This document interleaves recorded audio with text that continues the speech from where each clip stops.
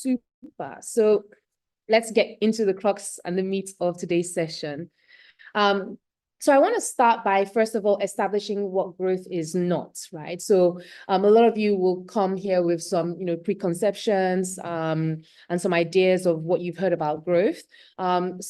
Often when we run sessions and we ask people how they define or think of growth, a lot of the ideas are anchored in marketing. Growth marketing is definitely one of sort of the most popular streams of growth, but there's so much more to growth and hacking growth or engineering growth than marketing, and we're going to explore that today. It's also a lot more than copying and pasting lucky hacks. So I'm sure you've heard of, certain growth hacks, and there's a pattern sometimes I see of people looking at, companies abroad and or even in their local markets, looking at some hacks that were successful for them and trying to replicate that, and it doesn't always yield the same results. And we'll explore why that is. So it's a lot more than just hearing about a hack and trying to copy and paste it in your own organization. Also, there's this sort of trend of thinking about growth more for the early stage vanity metrics, getting users, user acquisition.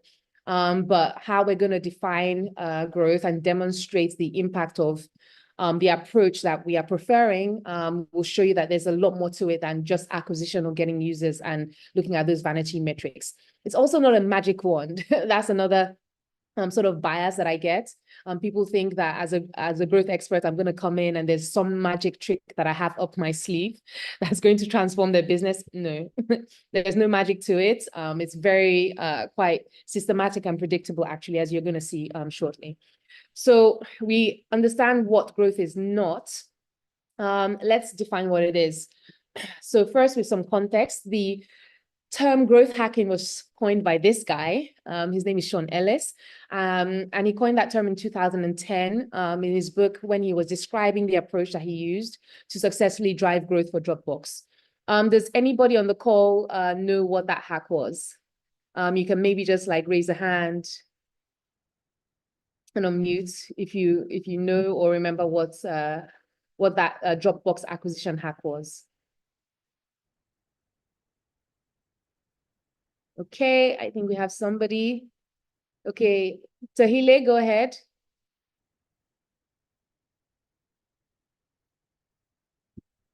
Tahile, go ahead and unmute and share it with us. Okay, referrals. He's typed it in the chat instead.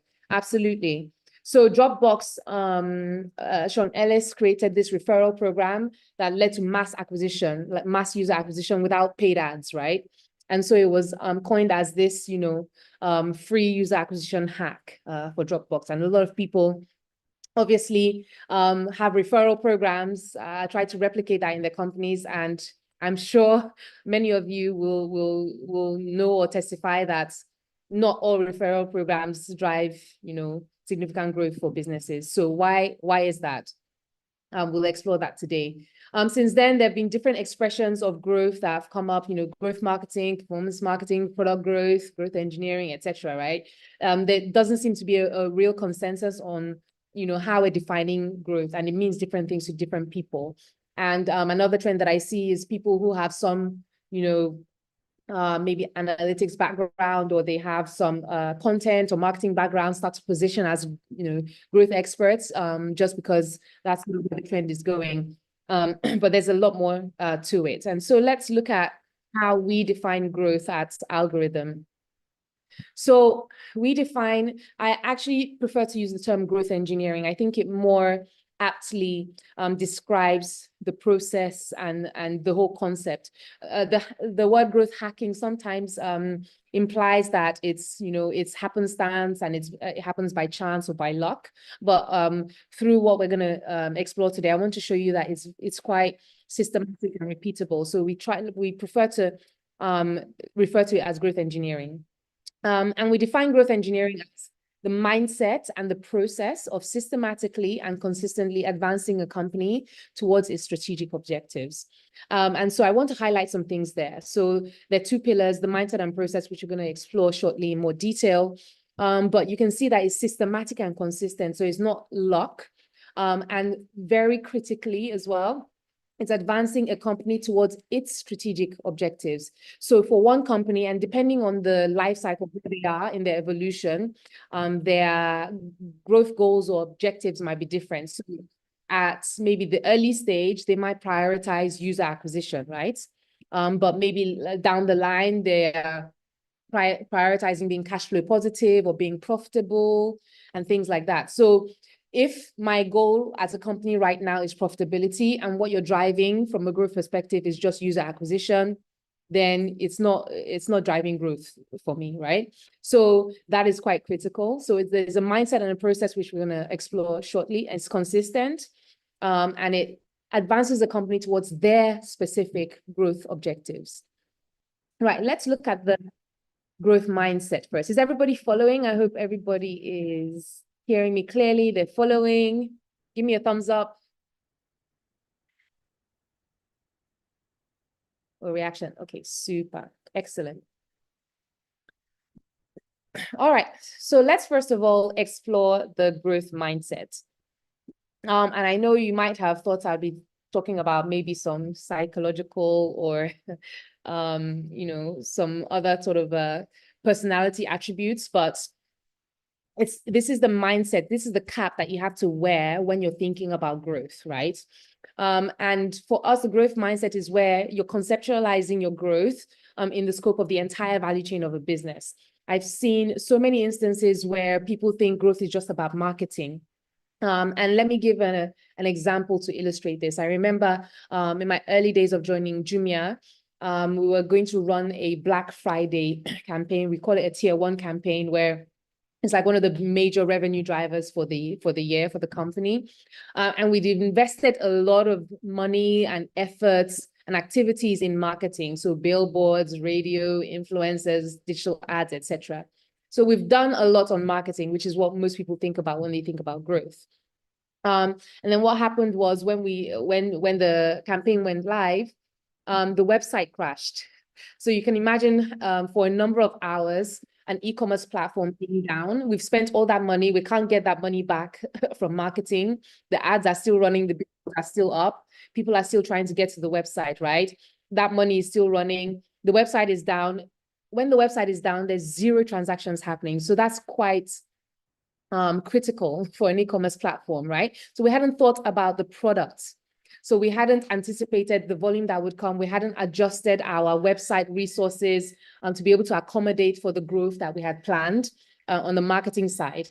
Likewise, on the operations side, because we didn't, first of all, supply was limited, but also our logistics capabilities was not ready to be able to, deliver the volume of orders that were received in that campaign. And so where our typical delivery timeline was 3 days, people were getting their orders delivered like 2-3 weeks after the campaign, right?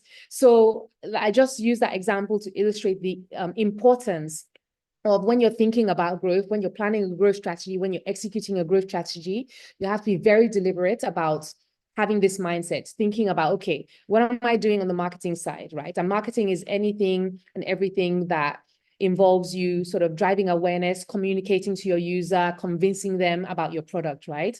How does that influence the product itself? And when we're talking about products, especially maybe more modern concepts of products, it's more holistic. So it's different from having like a physical product. Some products are like applications. Apps can be products. There could be digital products as well. So like music, videos. When we're talking about a product from a growth perspective, we're talking about everything, so service touch points that a user interacts with when they're trying to appropriate or actualize your value proposition, right? So if they're going to your website, that's part of your product. If they're going to your app store listing, that's part of your product. If they're going to interact with a delivery agent, that's part of your product. It's part of the experience of that user, right? So we look at all those touch points, the physical, the digital, the services, all those things that allow a user to actualize your value proposition. Collectively, we think of them as a product. And then from the operations perspective, it's like everything on the back end of that, right? So your customer services, how are you managing your data? How are you doing your communications? How are you doing your fulfillment processes on the back end? So looking at the people and processes, as well as the systems and tools that you need. Sometimes systems break. Imagine if you are an Instagram seller, right? And you're managing your orders on Excel, right? And you have maybe 5 orders per day. By the time you're getting maybe 1,000 orders per day, it's going to be very tedious to manage it on Excel, right? So you think about the systems, the tools that you're going to be needing based on, the growth experiments or the growth strategies you're trying to implement. You need to think about all these 3 things actively to have an impactful growth strategy, right? And so this is where you're engineering everything all together, from marketing to product and also into operations. That's a growth mindset. And then the growth process as well.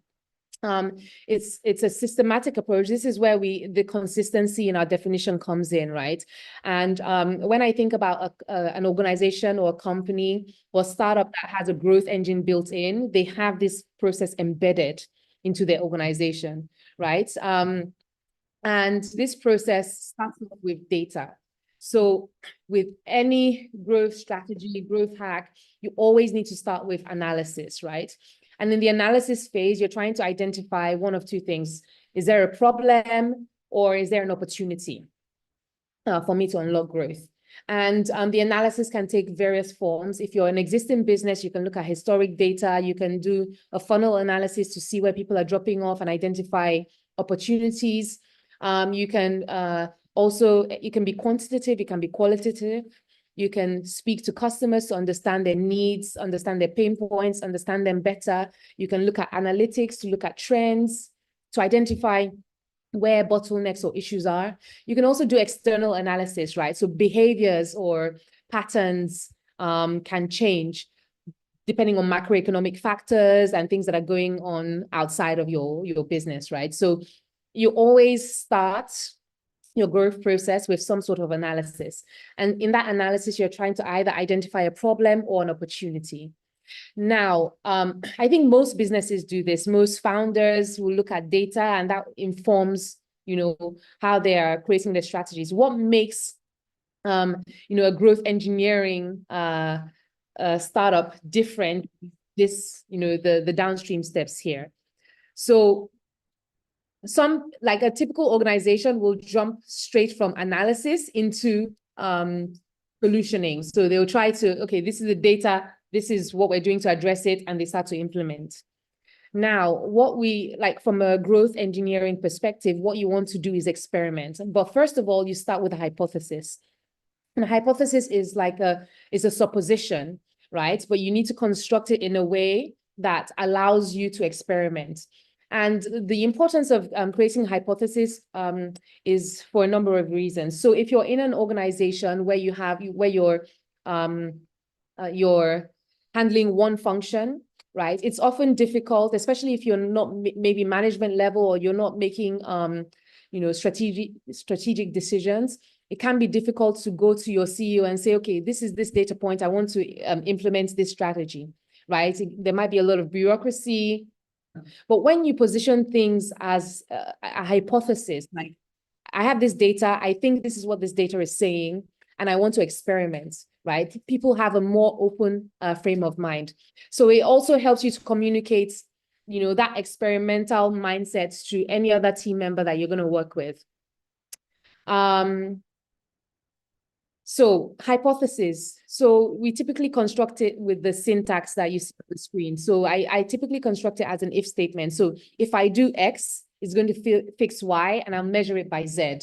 So let me give a scenario. Imagine revenue is down. So that's the analysis. I've looked at my revenue numbers and it's going down. I'm trying to understand why this is happening. And when I probe, I see that my average order value, so my basket value, has been going down, right? There might be various reasons for that, but I might form my hypothesis. I think that if I incentivize orders, if I give people a voucher for free shipping on orders over $100, it's going to fix my declining basket value, and I'll measure it by measuring whether I get a 10% increase in revenue from this cohort, right? So you state a hypothesis statement, and that puts people automatically in an experimentation frame of mind. Then you move on to an experiment, right? And the experiment, and this is really what makes the growth approach very different.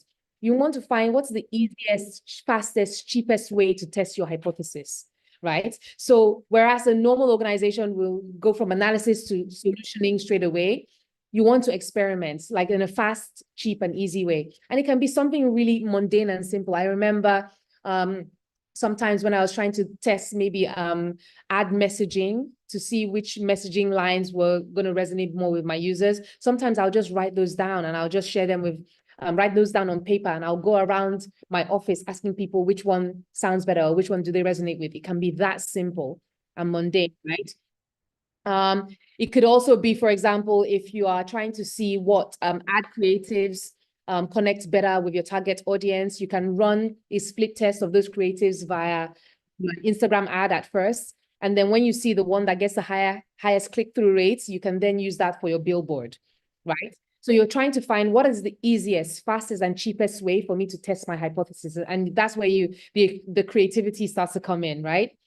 And so once you keep experimenting, so that experiment that you ran does not necessarily solve the problem, right? So in the experiment, you're trying to determine two things. Will this fix my problem? That's one thing. And secondly, will it fix it at the magnitude that I need? Some people need maybe a 10% growth in revenue. Other people might need it to double, right? So if the experiment is yielding a 10% increment, it's not going to be enough for the goal that I'm trying to achieve. So you're trying to ascertain two things. Will it give me the results that I'm looking for and at the magnitude that I need for my goal? And you keep iterating through that. So you run an experiment. If it doesn't work, that is great. Some people feel bad when they run an experiment and it hasn't yielded the results, but I think that's really positive. It means you found a very quick, cheap way to know what is not going to work. Imagine if you hadn't experimented and you had just shifted the whole organization and implemented that whole strategy, and you're like, oh, that's not working and it's not going to work, and you guys just stick with the status quo. Did you understand? So a failed experiment, it also has value. But the point here is you keep iterating, you continue to experiment. You might go back to the board and say, okay, there's nothing I can do at this part of the funnel. I'm going to find another way to grow. And you continue to craft a hypothesis, continue to experiment until you find something that moves the needle and moves it at the magnitude that you need, right? So this is why it's a perpetual process in your organization. Last but not least, this is like the most trivialized step in the growth process is the systemization. It doesn't sound very glamorous. I think some people have questions. If you have questions, please do maybe type them in the chat or keep them somewhere. We'll answer them at the end. So once you find a successful test that yields the result that you want at the magnitude that you need, then it's important to think about how you're systemizing it, right? So systemization, you're looking at the systems, the toolings, the people, the operations. What are the implications on my operations if I want to scale up this experiment, right? So, for example, if I split tested different ad designs and now I want to put them on a billboard, what does that mean for me in terms of volumes? How many people are coming to my site? Do I have enough merchandise? Do I need to get financing to get some more inventory? Do I have enough bikes or delivery agents to deliver my orders? That kind of thing. You need to think about, operationally, how do I scale this up and how do I do that gracefully so that you bank the results of your efforts. So in terms of experimentation mode, how long should people stay in experimentation mode? It really depends on the nature of the business.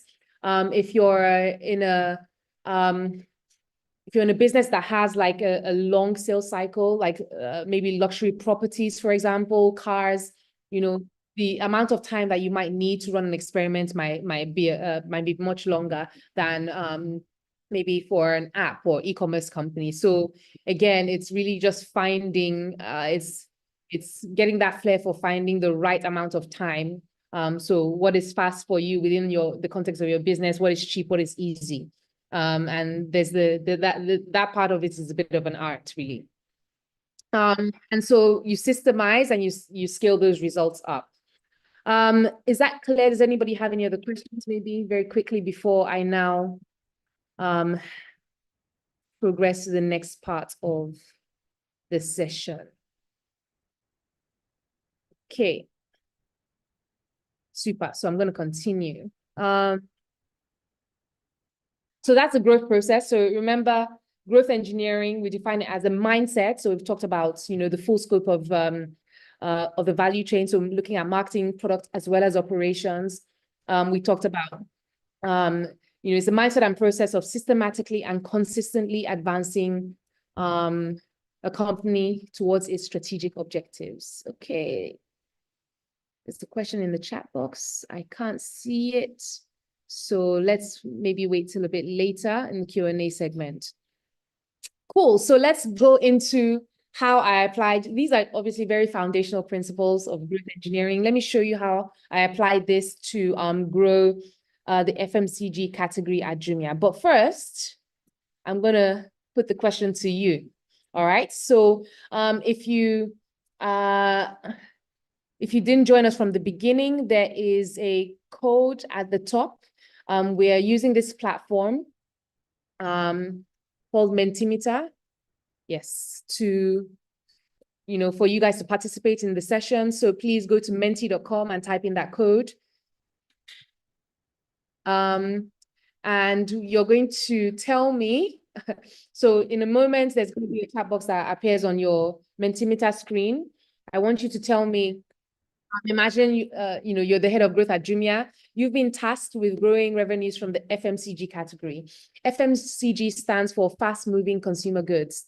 And so those are the things that you see in supermarkets, like, food, drinks, cleaning products, toiletries, etc. So you've been tasked with growing revenues from that category, and you're supposed to prepare a growth strategy. So type of ideas in the screen that's coming up next. Type each individual idea separately. It's anonymous, so be as creative as you like. So let me know how you would go about growing revenues from the FMCG category at Jumia. So if you can see the text box on your screen, please react so that I know that you're on there. I'm looking forward to seeing your ideas.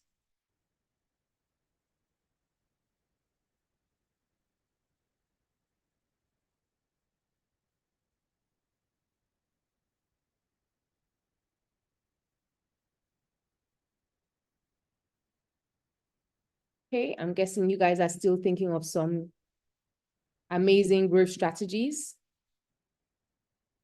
Remember, type one idea each and submit. You can, okay, somebody said discounts, excellent.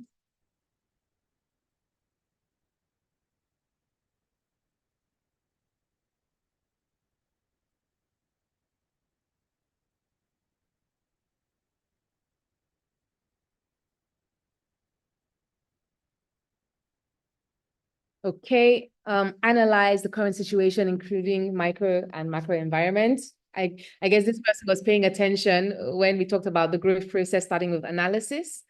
Referrals involving retailers, absolutely.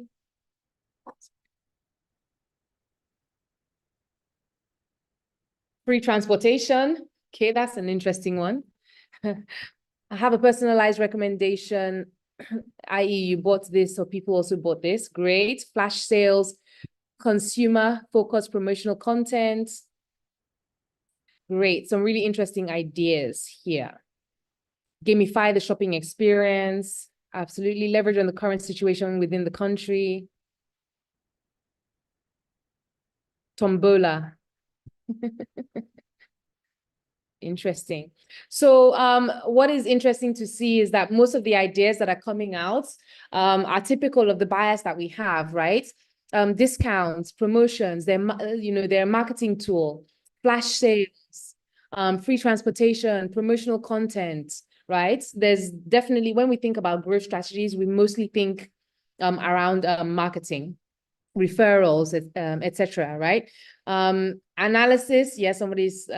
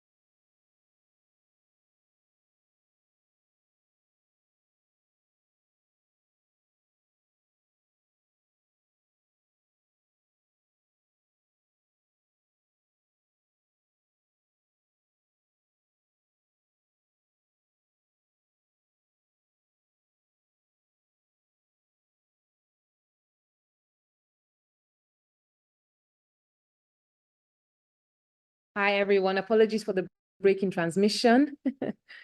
Let me try and get back to where we were. I think there was something wrong with that connection. I hope you guys can hear me. Can you still see and hear me?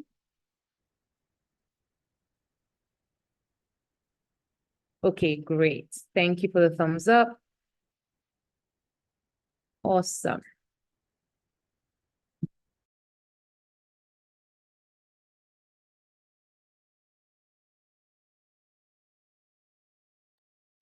So thank you for sharing your amazing ideas. I was just mentioning that there's definitely a bias, right? So most people thought of, again, marketing strategies. These are instinctive things. When you're thinking about growth, most people are thinking about marketing, promotions. But I encourage you and urge you, track back to the definition that we gave of growth and looking at the growth mindset specifically. It's important when you're thinking about strategies to look at all the three pillars. So marketing strategies, what are the product strategies that you would execute or implement? What are the operational strategies as well that you need to set up in order to, to drive growth holistically? Think about all those three things very proactively. Excellent. So now let me get into how I actually did this. So this was a challenge that was set for me while I was working at Jumia. I was the head of business development and strategic projects, very large and convoluted role title. And then my CEO decided to make me earn it. So she asked me to figure out how to grow FMCG revenue. And she gave me a confidence booster. She let me know that this, they've never been able to achieve this for the category. So that really helped to boost my confidence. And then to add to that, I had a makeshift team with one intern only, and, we had to borrow, 2 people from different teams across the organization. So it was very makeshift, but we proceeded anyway. Challenge accepted. So how do we do it? So remember, we talked about the growth process when we were defining growth engineering. It started with analysis. So that's exactly what I did. I went to look at the historic performance for that category at Jumia. I was trying to look for where are the problems. Are there any subcategories that are failing, or which are the top categories that are driving growth? I was trying to look for if there was any seasonality in the, in the category, like looking at are there seasons or months where people buy more FMCG, and just trying to get a picture of what could be a growth driver. What I found was that the category's performance was very sporadic, fragmented. I also noted that some of the short blips in growth of revenue were driven by promotional campaigns like discounts, and that was not a sustainable way to consistently grow revenue for that category. So it was a bit confusing, and the hypothesis I came up with was that actually have a good understanding of who our customers are for that category and what their needs are. So I thought that with product market fit. And I thought, if I can just understand the user, I can craft a better offering that meets their needs, and that will consistently grow revenue. If you remember the hypothesis statement syntax, if I do X is going to fix Y and I'll measure it by Z, right? So that was my hypothesis. And then, so these, they're not really essential, like you can jump in between. So I went back actually to analysis. This time, rather than looking at the quantitative analysis, historics on Jumia, I decided to speak to people directly. So I ran a focus group to understand, the needs of these users better. So I knew who the demographic was, and I tried to find people that fit that demographic. And because focus groups can be biased, I ran 2 focus groups with the same questions, just to, juxtapose the data points and make sure that there was a trend, or try to identify any trend that was emerging from there. So what were the things I asked? I'm only giving some excerpts for the sake of time. Just giving a few excerpts from, the questions that I asked. But first of all, I was trying to find out what day of the week do people normally go grocery shopping. And I discovered that most people went on Saturdays. So a few people on Sundays, but mostly on Saturdays, right? As I'm going through, I'm going to sort of illustrate how that influenced what I did. So this specific insight influenced my campaign day. So I decided I wanted people to spend their money on Jumia before they would get into their default behavior, which is to go to their local supermarket or stores, right? So I chose to run my own offering on a Friday, okay? I also looked at, try to understand what period do they shop for. So when they go shopping, what are they shopping for? Is it for the day? Is it for the week? I identified 2 key buying cycles. So there was a weekly buying cycle where people would shop for, fresh foods. So things like milk, eggs, butter, vegetables, etc. And then there was a monthly buying cycle where they would get bulk items, things like rice, pasta, oil, etc. for the month. Okay. And so I looked at my assortment at Jumia, and this was Jumia Mall. It's like the Amazon of Africa without the Amazon food segment, right? And so my assortment was more in line with the monthly buying cycle. And so I set my my offering for Fridays for a Friday every month, right? So you can see that I'm starting to craft my proposition, my products, based on the insights that I was getting from the focus group. The other thing I wanted to understand was what would motivate somebody to stop their default behavior of going to the store and buy their groceries online instead. And the thing that came out consistently was pricing was the biggest factor. But most significantly, prior to this, when I was doing my analysis, I was also looking at, other online stores. Like in Nigeria, there's one called supermart.ng. This is where you can order groceries online. And that was my benchmark, right? I was looking at other similar e-commerce competitors in that space. But what was critical, a critical finding from this focus group was that these women were not benchmarking or making their value assessment based on the other online supermarket prices. Their value assessment was based on their knowledge of the market price, the local market price.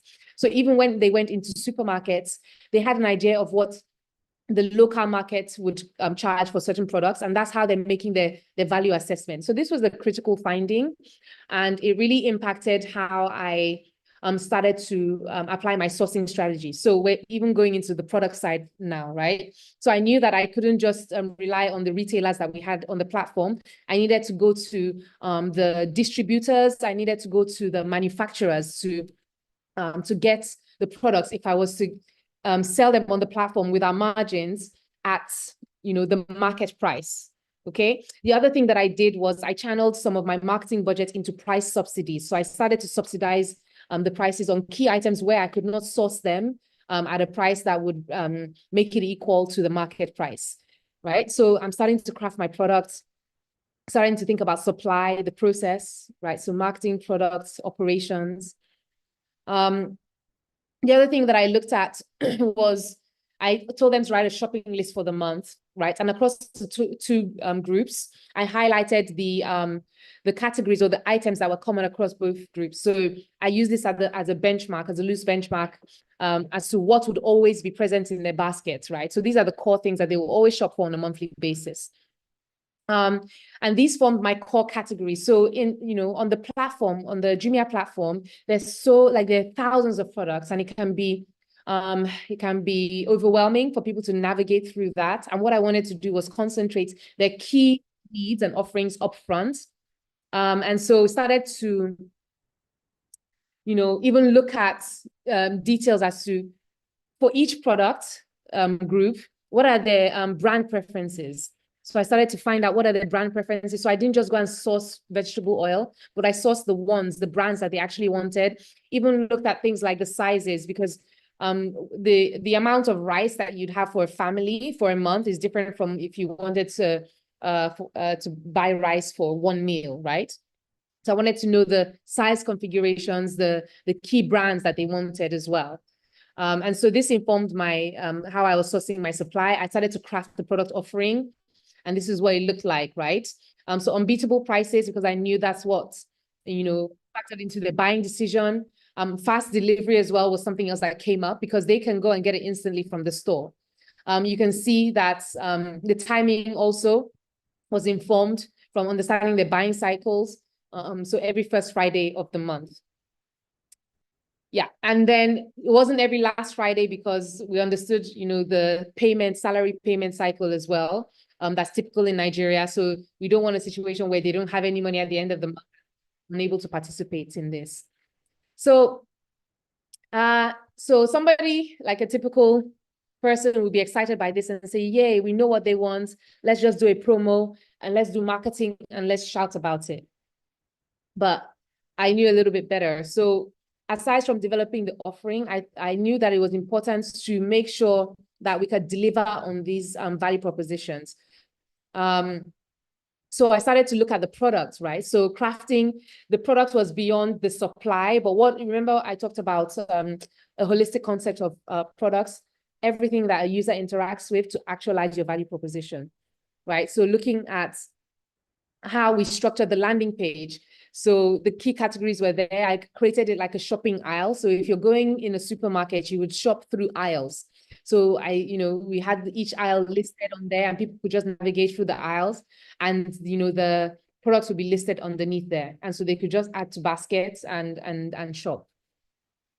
I also started to look at operations. So I wanted to understand how we could deliver on same-day deliveries, ideally, right? Because these people can go to the store and pick these items up immediately. So I went first of all to Jumia Logistics, and I asked them, how can I get same-day deliveries for this my offering?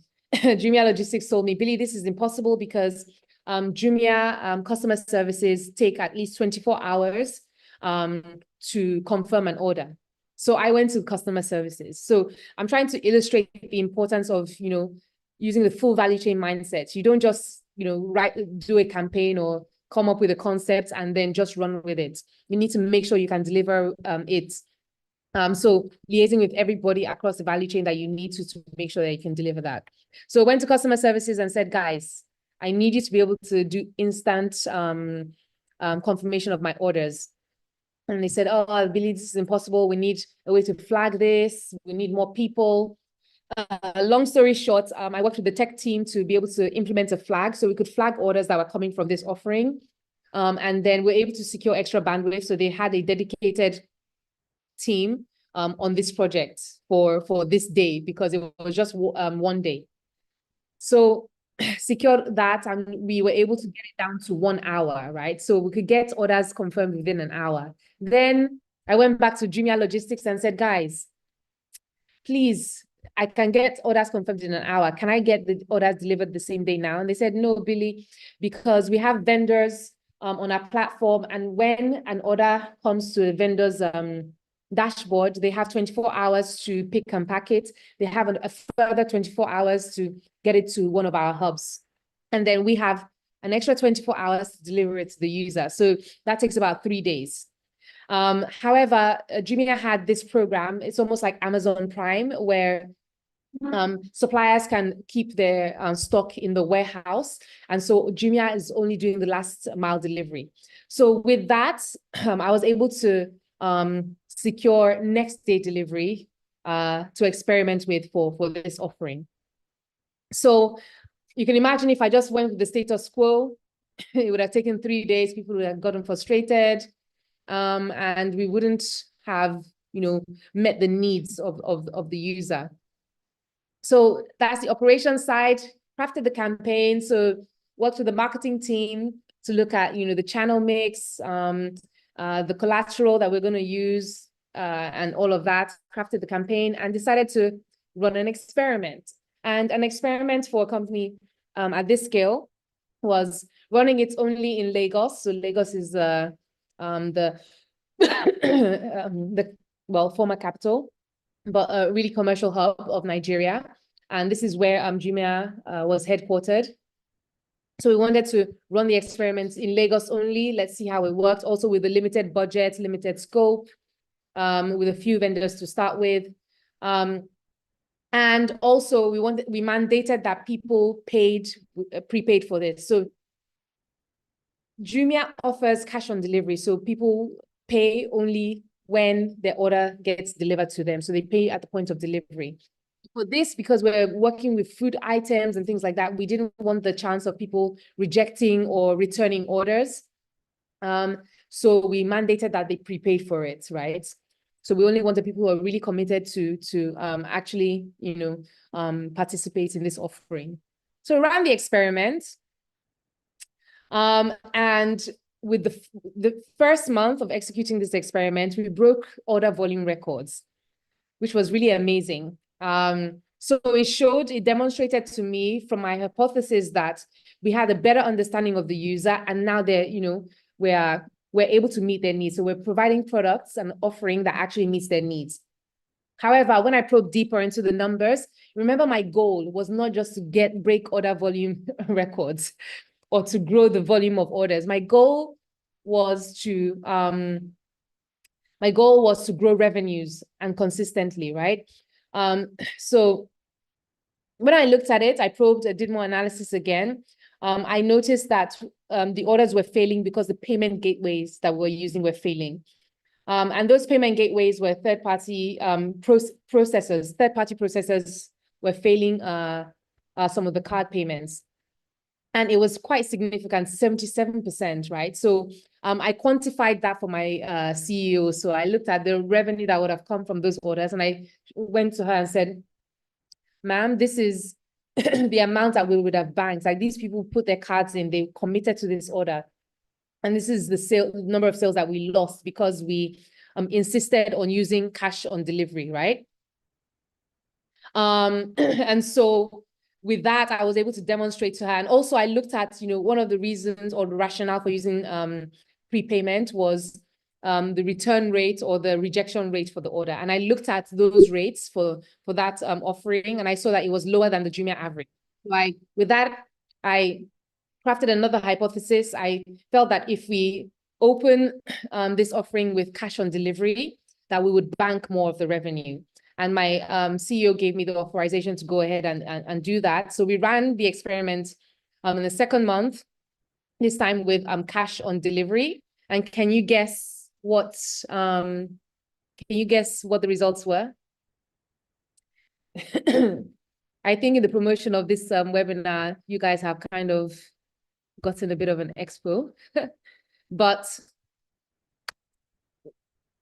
just those first 2 months of experimentation grew revenues by 2,000% for the category. So very, very significant. I'm hoping that you can see that these things actually work, right?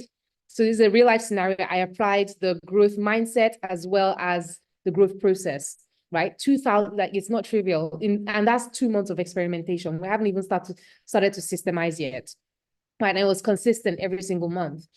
And also we 5x the conversion rate. So it went from 11 to 51%, right? So I want to show you that, sometimes we hear about these numbers and we hear, okay, I could have said, oh, we did some hacks, we engineered the We created a beautiful, supermarket shopping aisle experience, and, that got us the revenues. But, it's the thinking, it's the process, it's, the analysis, hypothesis, the testing, and iteratively doing that and tweaking, that really got us to these results. And this was just experimentation, not even when we started to systemize, right? And so when it came to systemization, we started looking at, okay, how can we roll this out even beyond Lagos? And then even from a global perspective for the company, my CEO asked me to sit with the CEOs for Jumia in other markets like Ivory Coast, like Egypt, Ghana, Kenya, etc. And I was to give them the playbook for this offering. So we started to have Jumia family markets in all these other markets as well. So yeah, I hope this has shown you, the importance of having that growth mindset. When you're thinking about growth, I didn't just come up with a promo and do a discount and do marketing. I really took time to analyze, understand the user. I formed a couple of different hypotheses along the way. I ran an experiment to test them. And when I'm running an experiment, I'm thinking about my execution across the value chain. So looking not just at the marketing, but the operations, how they work, hand in hand, fixing any bottlenecks that they had. And then it all came together and really delivered the end result that I needed. Super. Any questions so far before I move on? I know we're kind of out of time. So obviously, this is just scratching the surface. It's the tip of the iceberg when it comes to growth. There's a lot more that we teach and a lot more that you can learn. We have a couple of other courses that you can look at. So this was just an excerpt of the Growth Starter course. If you want to go into more detail about this, we do have that. We also have a course on behavioral science. So how do we leverage our understanding of behavioral psychology and how users behave to create an environment that influences them to make certain choices. You can imagine that's very powerful for driving growth. Then we also have a lecture on audience definition, and it's beyond just defining audiences. It's doing it in a way that allows you to optimize your product market fit and connect better with your target audience. If it sounds really mundane, but if you're going to look at anything, if you're going to do just maybe one course on our platform, I would highly recommend the audience definition one. It's the most impactful. It sounds mundane, but as always, these foundational things, if you don't get them right, it's much harder for you to drive growth down the line. We also have a course around the funnel framework. So for any budding, growth engineers, it's really important for you to understand your funnel, how you're moving people on a journey from knowing you to actually, buying from you. And then we also have a framework that we developed at Algorithm. So it's called the Algorithm Framework, and it really helps you it's more technical, but it helps you to optimize how you're planning and executing your growth strategy. We see people doing activities or actions or tactics that don't really yield the results. And the Algorithm Framework will help you to ensure that whatever you're doing is hitting the mark every single time. So those are the resources extra resources that we have available for you. And I will share that, I think, yes, okay. So if you're interested in the growth engineering trainings, you can scan the QR code. I will have my team post the links in the group as well, in the chats. We'll also send it to you via email, so don't worry too much. But we're going to be releasing these on Friday, but just let us know which ones you're interested in, if any at all. What I'll be doing also, so make sure that you're checking your email inbox. I'm going to share with you a free growth experiment template to start thinking about defining, doing analysis, defining a hypothesis, and defining experiments and running them. I'll give a guide and a template for that, so it should help you get on your way. Then the other thing is, have maybe more specific questions that we can't answer on this call. We're going into the Q&A shortly. You can also book a consultation with me, so you can get actionable insights and tactics to grow your business if you so the links are being dropped in the group now. You can scan the QR code. So those are the additional resources that you'll have. Like I said, we'll drop the links via email to you as well, so don't worry too much about it. Now it's time for the questions. So I know because of time, I wanted to make sure that I got through all the content, and I know some of you might have some burning questions. Again, on the Mentimeter screen, you can type your question in and it will appear on here, and I'll walk through them sequentially. So go to menti.com and use the code 85731187, and your questions will start coming up on the screen. You can also maybe raise a hand. I think my team are going to be sharing. I know YouTube. My team will be sharing with me some questions that might have come through on there. Okay. So I'm waiting for some questions to come through on Mentimeter platform. But in the meantime, let me look through the chat to see if there are any questions. Okay, I think I've answered Tahili's question. How do you guys find it, by the way? I hope you found it useful, insightful.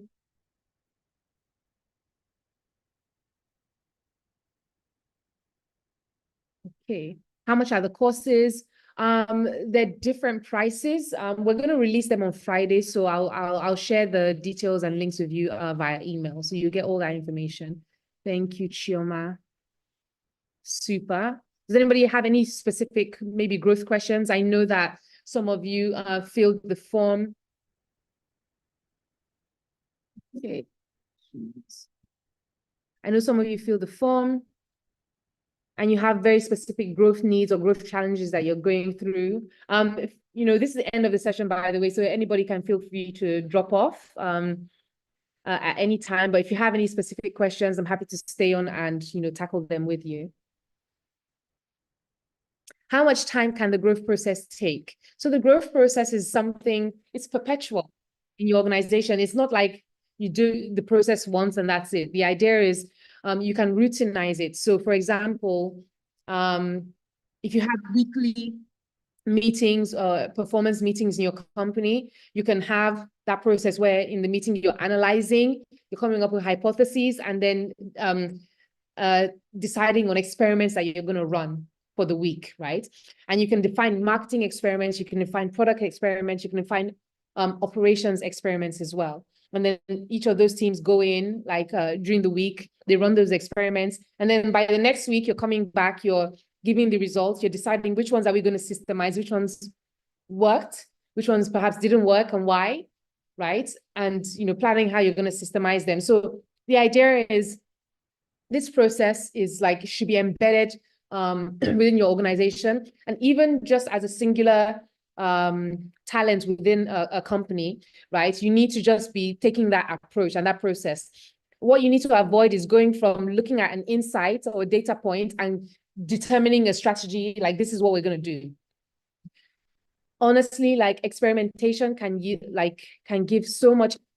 It can help you identify things that you just, you really believed were going to move the needle or were convinced is going to work.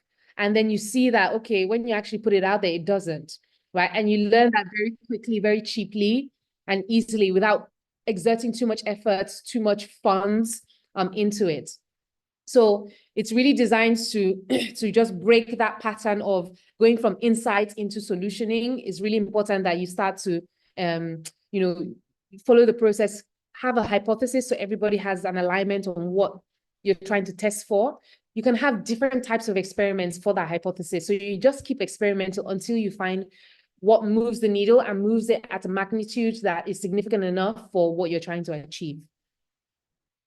Okay, what about companies that don't have the luxury of time, resources, and manpower to afford experimenting like Jumia? In fact, the process is more pertinent for those companies. If you don't have time, resources, and manpower, you cannot afford to look at a data point and then start to execute, right?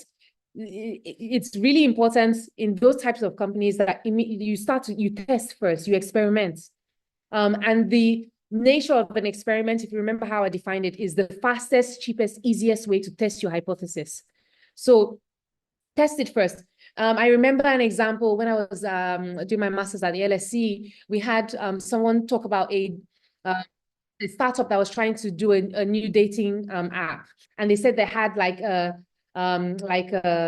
machine learning algorithm that would create, the best matches, right? So that was a value proposition. Before they invested in the engineers and developers to build that app, they already had an interface where people can set up profiles. What they were doing was people at the back end were actually looking at people's profiles and matching them. They hadn't built any algorithm, right? So they found a cheap, fast, easy way of testing, what their proposition was. And they had like, another experiment could be a wait list. You can test different messaging with the wait list and see which one gets more people joining your wait list, right? So really important. It's even more pertinent, Grace, for companies who don't have the luxury of time. It's more important for them to actually run experiments. And experiments, like I said, are unique to your sector and the context of that business. For a real estate company, you might need a lot more time to go through that buying cycle. But for something that's a bit more fast-paced, experiments can, take minutes. It can take maybe a couple of days, right? It can be very, very quick to execute. Do we have any other questions? That's a great one, by the way. It's one that often comes up. All righty. Okay, I don't think we have any more questions, unless anybody wants to maybe raise the hand on mute, share.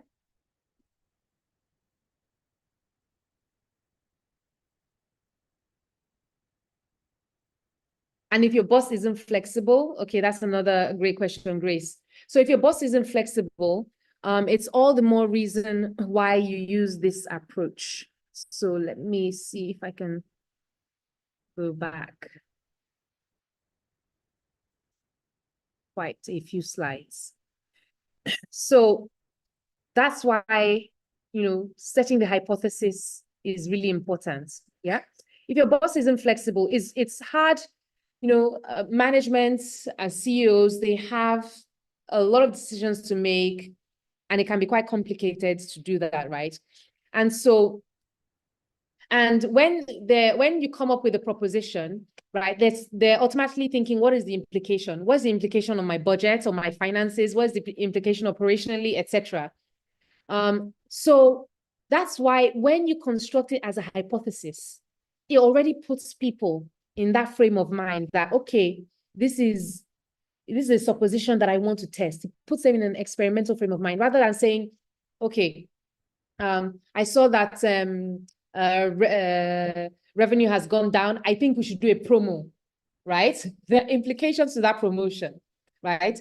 You're going to lose profit. You're going to maybe you don't have the merchandise. You have to buy merchandise, etc. Right? So it's important that when you construct it as a hypothesis that, okay, I see revenue is going down. I see what's driving the decline in revenue is that the basket value is going down.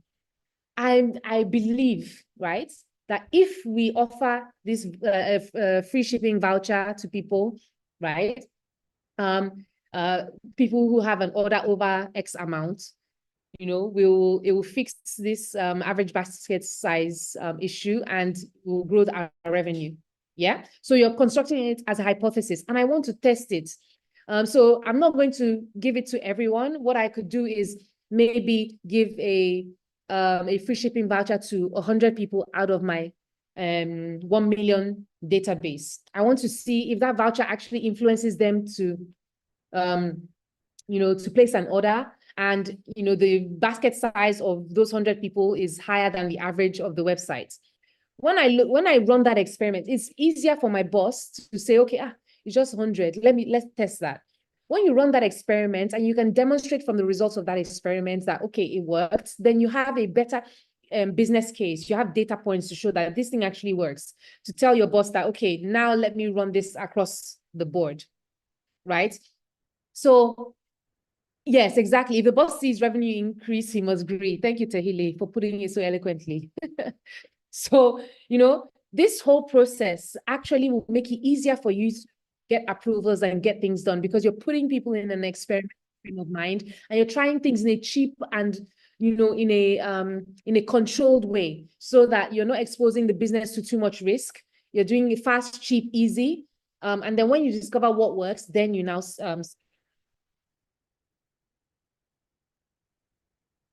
awesome. Does anybody else have any other questions? It would be cool to know maybe what was something new that you learned about growth today? What was your aha moment, eureka moment?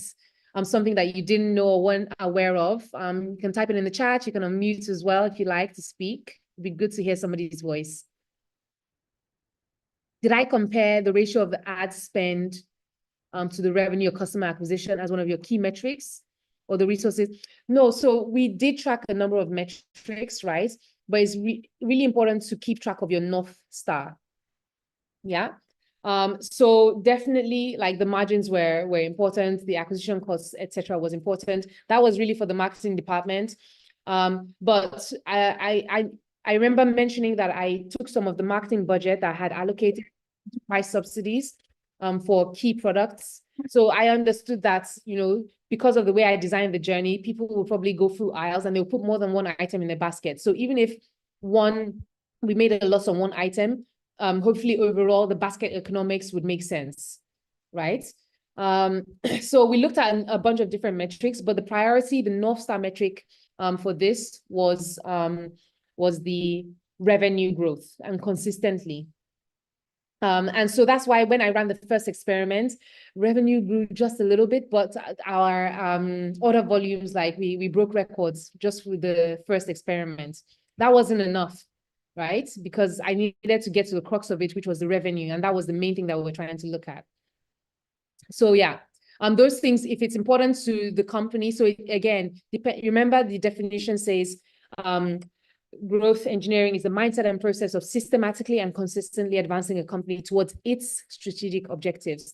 So if for your company, the margins matter, the acquisition costs and the margins matter, then it's important for you to actually, keep a track of that as well. Okay, in some circles, that revenue should not be a North Star metric because it's a lagging indicator, absolutely. But I think what should be a North Star metric for any company at any point in time is what is important to them. Like I mentioned earlier, for a startup that's just entering into the market, especially in a market where there's a low barrier to entry, it might be more important for them just to acquire users so that they get market share, right? And create a barrier between themselves and other competitors. And they might not do that in the most maybe cost-efficient way, but speed is the priority at that point. Then down the line, for another company, it could be revenue. Revenue could be important. Maybe revenue is something that they need to show to be able to raise, right? So revenue growth, CAGR, could be something that they need to show to be able to raise from investors. So I think, let nobody dictate to you. I think what your North Star metric is should really depend on what your business needs at that very point in time.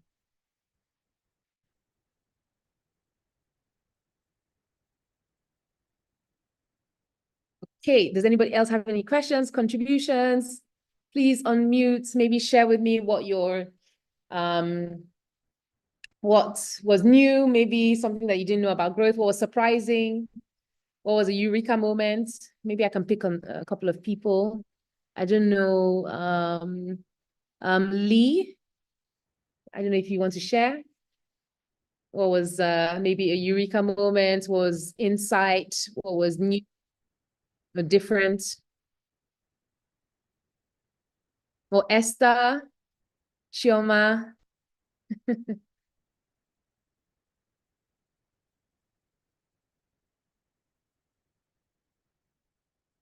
Okay, thanks, Abdella. You're very, very welcome. It's a pleasure. Okay, so if nobody wants to share, nobody has any other comments, I think I'll end the session. It's been good having you guys on here. It would have been great to hear the voice of one or two people, but I hope you found it valuable. Obviously, it's just scratching the surface. There's a lot more to uncover, and we'll share resources around that. Okay, thanks, Prosper. The explanation of growth engineering was a eureka moment. Absolutely. So we'll share some of these resources via email and hope, just wish you the best in your ongoing growth journeys. Available for more questions, consultations, or anything that you guys might need to help you along the way. Thank you so much. I'll leave you to it. Take care. Have a lovely evening.